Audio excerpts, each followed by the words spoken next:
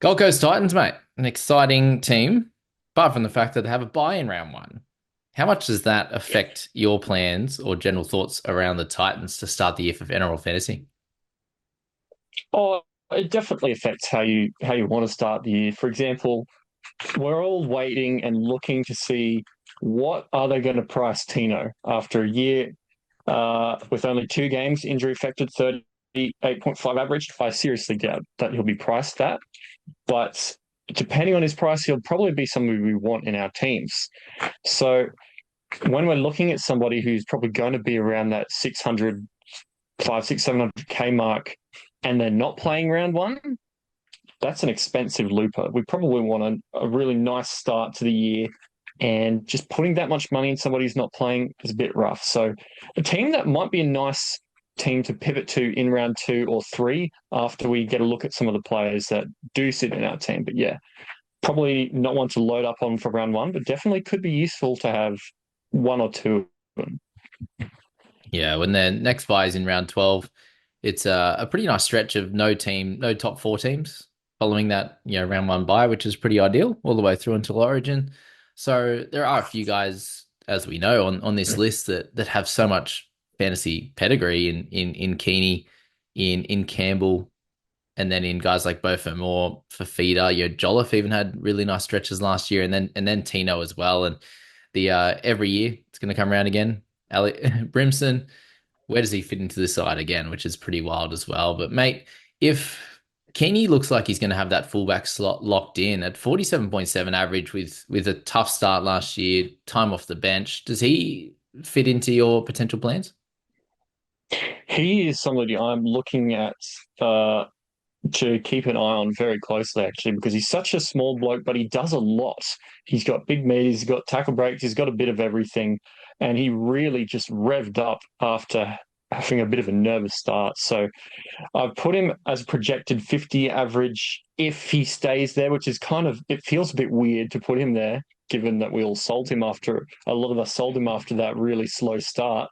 But he could be that kind of player. But there are things we have to watch out for. We've got second year syndrome. We've got position.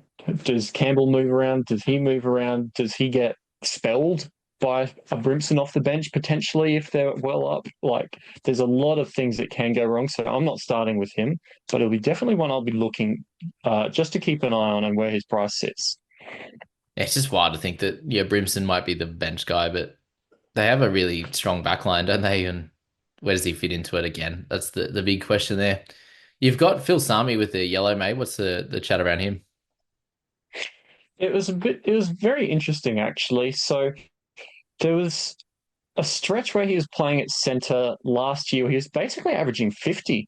It might have been because there was a bit of a shuffle and difference in who was actually giving him ball. I think it might have been Keeney compared to previous years. He hasn't done really that well at center. I think he's averaged like low 30s or something. So I'm not looking at him as he's a slam dunk. He's a cheaper version of Garrick, way better guaranteed, but it's something to watch given his price. I don't think I'll be starting with him, but another one to just watch because if he starts smacking out 50s, well, that'll be really interesting.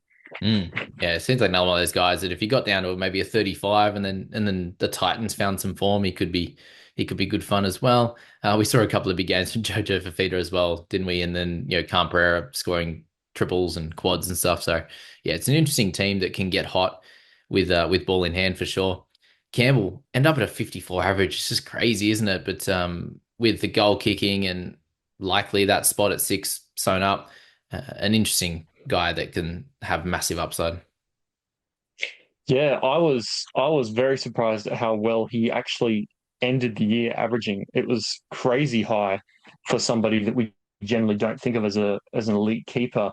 But if he manages to keep the wing fullback duel, he'll definitely be somebody we want to target as a keeper wing fullback. Definitely, mate. And the team does lose a few forwards in Aaron Clark, Palacia, Isaac Liu, but just looking at those guys in and their numbers in terms of minutes, they're fairly low, and they do bring back Tino and they bring Regan Campbell Gillard over. So they're an interesting side where in that case, does does Regan just play fairly low minutes at 45 or 50 there? He's a guy that's played huge minutes for Para over the years. Mm. I had a look at all the minutes when doing up the bench for this team, and I couldn't really fit it all without shuffling Tino to lock because you had Campbell Gillard, who was getting 55, 60 minutes. Fodawaker and Jolliffe were pushing well above 50 minutes as well, and Tino will demand that sort of minutes as well at the very least. So I have had to push them a bit together, like with the Seagulls. I've got a lot of props. I think none of them are going to present much value other than Tino, depending on where his price is. So, yeah, for that reason, I'm not looking at really anybody like Campbell Gillard, Fodawaker, Jolliffe, because I'm not confident that any of them will play 50 minutes. Yeah, and then Chris Randall is going to have to play bench in this team, and he was dominating with big minutes as well through the back end. So it may just be again a team where you select based off a multitude of injuries for increased minutes, and we know that they could all score really well. It's just the minutes is going to be the problem, and that's where you even look at Tino and returning from an ACL injury. Does he go straight back to 60, or do they work him back sort of 50 and then build up from there? So yeah, he's an interesting one as well, especially if we're looking at super coaches as well. He's in that early 500s, and he might be for us here in fantasy, maybe a 550 or something like that. And it's still a fair chunk of cash for a guy that Mm. has the buy in round one. And then does he work up through the minutes, and does he have the explosiveness? Yeah, it's always something you have to watch out for with ACLs, with their long recovery. The one thing that he does have in his favor is that he did it really, really early. So he's basically going to have like about nearly the full 12 months. It'll be about Mm, 10 or 11 months by the time he actually gets on the park. So it's a little bit extra time compared to most ACL recoveries. We saw Carrigan came out and did really well in a return from an ACL the other year, even though he did his in like round 9 the year before. So there is potential for Tino to come out and work up to those minutes pretty quick. But yeah, mm. I don't think he'll start with 60, probably more like 45 and then come up from there. Yeah. And then Dave Fifita, mate, ended up at a 58.8 average. Had a pretty rough end to the year. I know I owned him personally. It was a tough watch, but is he someone that we're just going to have to probably look at the first few weeks and make a decision from there? I think so. I don't think I'm going to pay up for Andrew Fifita, David Fifita round one, Either. 58.8 average. But yeah, back end of the year, couple of issues with injury, couple of short minute games as a result, and just every now and then for some reason he'll sit on the interchange to start the game and then play 60 minutes. So Yeah. if he isn't going to do that, he could average low to mid 60s even potentially. He's David Fifita. We know he can. He's probably slightly underpriced, but yeah, I don't think I'll go for that much money round one with the buy. Yeah. And then Bo Fermor was an interesting one last year, mate. He played so many games at centre, was even named there a lot. So there's probably a decent chance he does get a centre duel this year, which he did end the year with. That would make him a little bit interesting. I think maybe not to start at the price of around that potential 700K, but a guy that, it'll be his second year back from an ACL. And if they do have the utility on the bench being a back, surely there's less chance that he actually moves. And we know that he can, as you've got there, he averaged better with Campbell at 5/8 there as well, and potential to hit somewhere near a mid 50s, which he did a couple of years ago before the injury as well.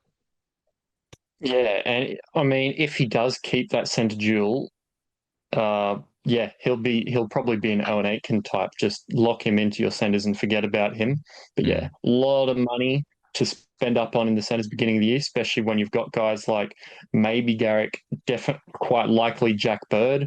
With all those type of players, there's probably going to be a lot of guys that you are spending money on in the centres, and having a really expensive guy there as well. It's just going to eat up into the cap, especially when there's a lot of probably 600K type middles that we're looking at as well. Yeah, definitely, mate. And just looking at their draw, we obviously spoke about the first half, but that section there post that first major bye, they do have 5 games in a row where they do get that first minor bye, they get the second major bye and the second minor bye as well.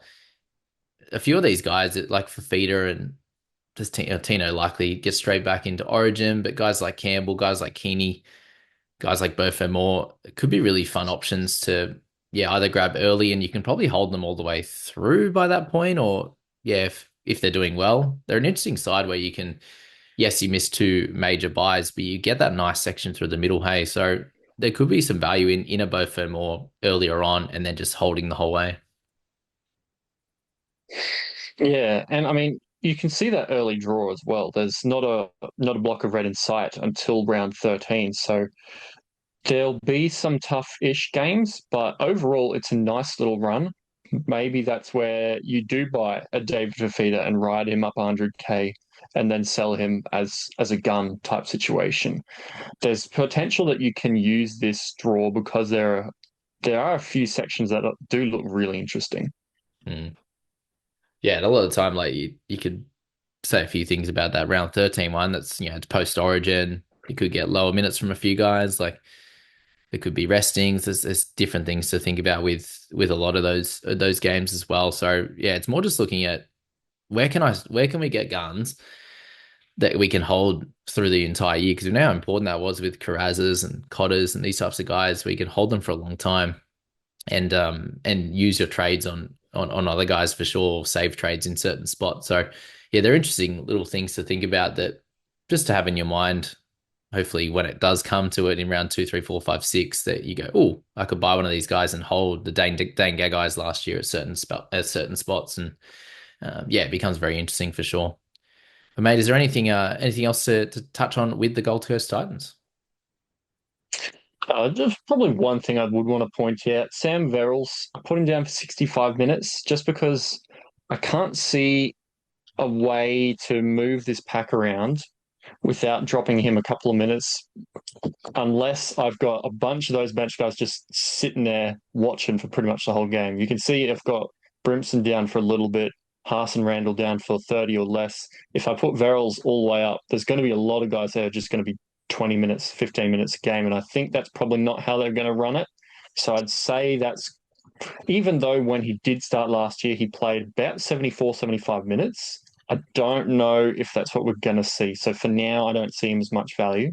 Just Mm. do watch that though, because if he comes out and plays 80, there will be a little bit more value there. Yeah. Yeah, you'd imagine if Randall gets a spot in that side, he'd have to take a few minutes because he did spend a fair bit of time there last year, or would start, or whatever it would be. So yeah, it's an interesting spot. It's similar to with Manly in that one where he's someone that can average in the 40s, but there's a lot of risk in injury and minute share and stuff. And as you said in that last video we saw with Joey Lussick and stuff, it just those guys that aren't locked in that nine position like the Robsons and the like, it's a dangerous proposition. There you go, guys. That is the Titans. If you haven't checked out the private group information yet, it's in the description. We're getting cranking with that. There's a few guys joining as we speak. You get all of my preseason content, but it's all down there. It's all set in there, so we won't take up any more of your time. Thanks so much for being here. We'll get through the rest of the teams quick smart.